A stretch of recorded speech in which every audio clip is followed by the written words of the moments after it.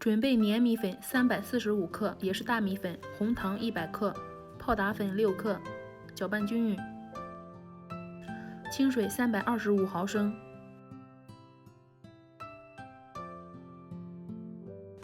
搅拌成顺滑、粘稠、流动的液体状态，像这样。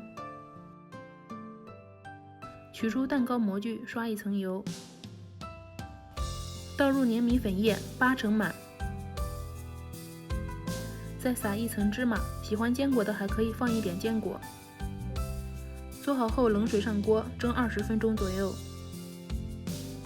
香糯筋道的红糖米糕做法简单，而且非常好吃。不喜欢泡打粉的可以加入酵母粉，但是加过酵母粉之后，要等液体发酵起来再上锅蒸。